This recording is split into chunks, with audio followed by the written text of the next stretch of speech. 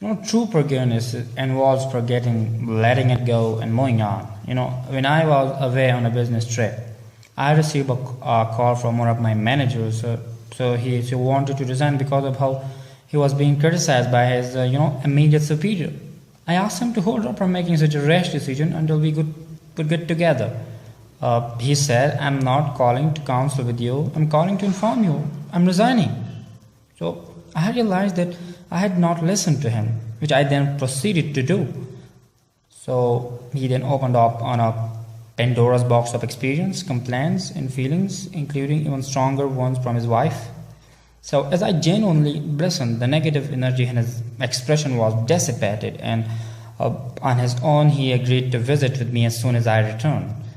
So when I returned, he brought his wife to my office, and they were, pleasant on the surface. But as soon as we began to discuss the real issues, the deep anger and resentment, gushed forth.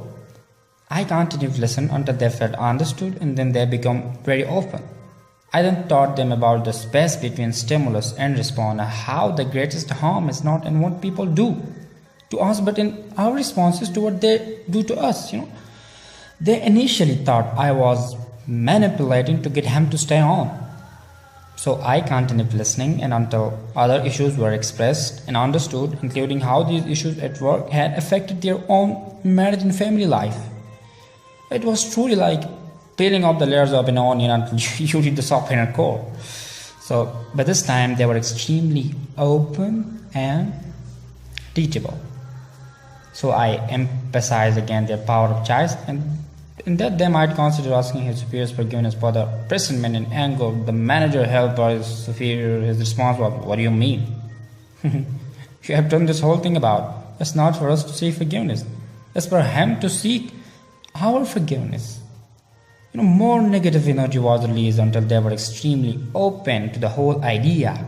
But no one can do us any harm without our consent, and that our chosen response is the key determiner of our life.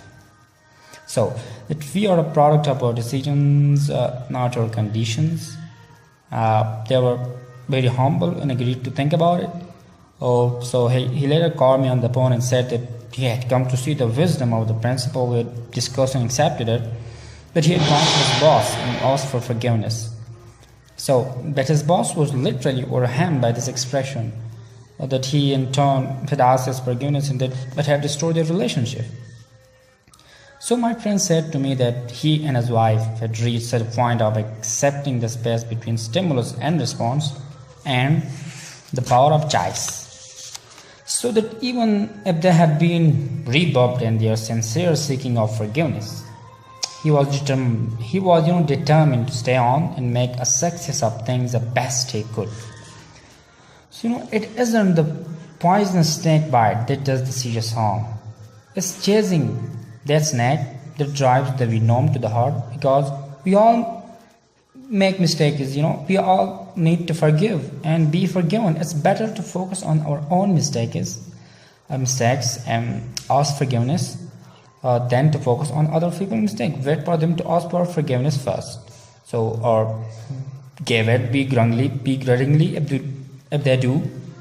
So it is better to have a spirit of the one who prayed, "Oh Lord, please help me to forgive those who sin differently than I." In this same spirit, C.S. Lewis said, "When I come to my evening prayers and try to reckon of the sins of the day, 9 times out of 10 the most obvious one is some sin against charity.